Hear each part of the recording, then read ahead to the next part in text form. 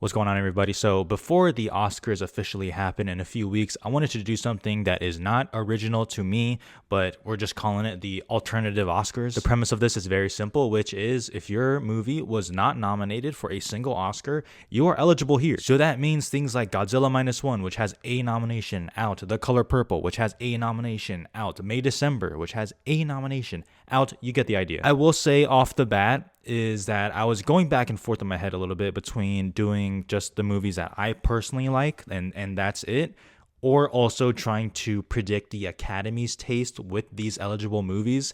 So I kind of decided to thread the needle where about half of these, or at least that's what I aimed for, is what I think the Academy would do, and the other half is just my personal taste. I think you could probably tell where my personal taste comes in, but we'll address that later. And as always in the comments, let me know which movies you would nominate for. That has 0 nominations. I might be forgetting a movie. If I am, I'm so sorry, but let's just start with what I picked for Best Picture. So for the alternative Oscars, here are the nominees for Best Picture. Air, Shut Up, It Would Definitely Happen, Don't Even Lie to Yourself, All of Us Strangers, Asteroid City, Bottoms, The Iron Claw, John Wick Chapter 4, Monster, Priscilla, Saltburn, and Talk to Me. I think you could probably tell where my personal taste comes in. It's kind of glaringly obvious which ones I threw in there and which ones I just think the Academy would do, or sometimes they overlap, and that's great. I think the big one here is the Iron Claw. That is the one that I've seen the most talk about overall,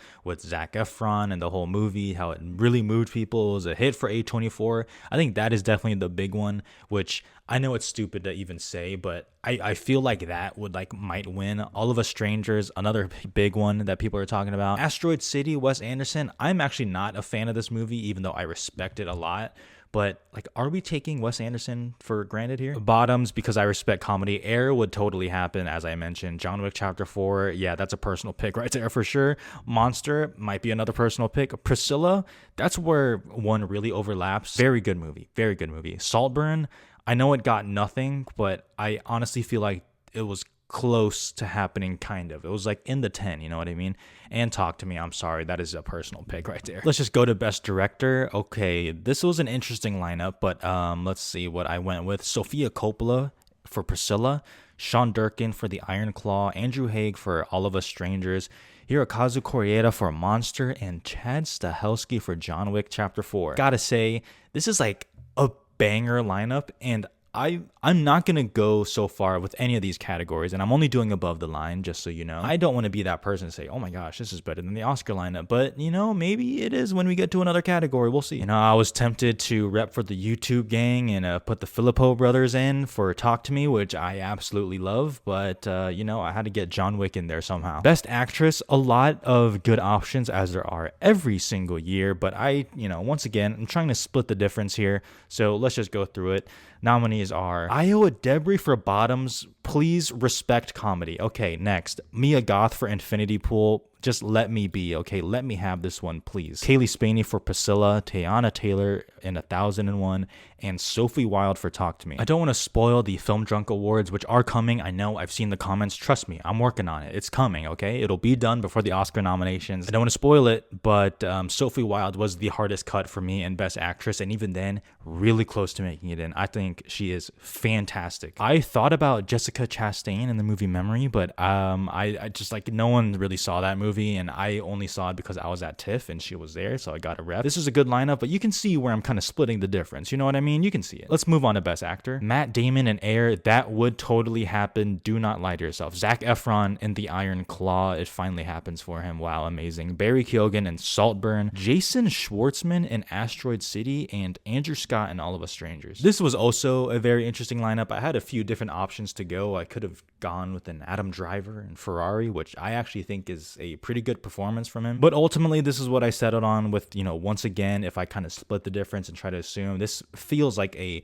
pretty, Oscar-y lineup. Maybe Jason Schwartzman might not be, but, if Asteroid City is a Best Picture nominee, gotta see it somewhere, you know what I mean? So it's an interesting lineup, but you let me know. Okay, let's go to Best Supporting Actress. Sakura Ando for Monster, Penelope Cruz in Ferrari, Claire Foy in All of Us Strangers, Rachel McAdams because she legitimately gave one of the Best Supporting Actress performances of last year, and Rosamund Pike in Saltburn. This is one of those categories where I might say I honestly prefer this lineup to the actual Oscar nominees. But I mean, this is a really good lineup. For Sakura Ando for Monster, that could be category fraud. I really don't know.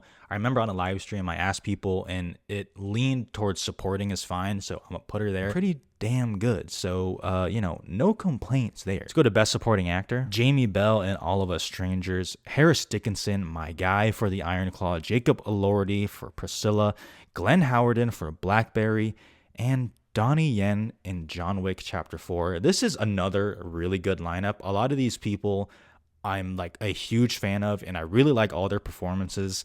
Pretty much all of them are on my little short list for like Best Supporting Actor for me personally. Glenn Howerton was definitely talked about a ton in Blackberry, and you know, sad to see it didn't come to anything, but I've come to really like that movie. Obviously, Donnie Yen is amazing. Jacob Elordi was fantastic in Priscilla.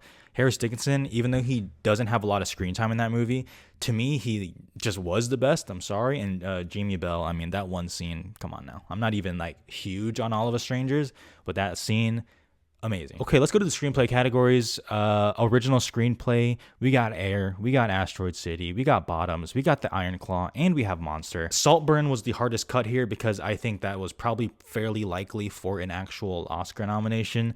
But as I said, I got to make room for my own personal taste. Split the difference. Air got a WGA nomination, so that would definitely happen. I almost can't even deny that one.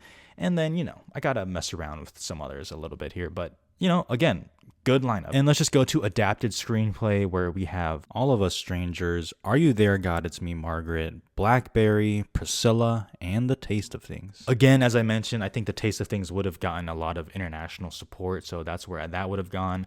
All of Us Strangers, Priscilla, Feel Good. I think Blackberry, I mean, honestly, like Blackberry's screenplay is very good. That might be my favorite part of the movie. But yeah, you let me know what you think of these, and let me know what you would have done for the movies that got 0 Oscar nominations. Again, this is not just my own personal taste. I tried to do a mix of both. If it was for me personally, it would look very different.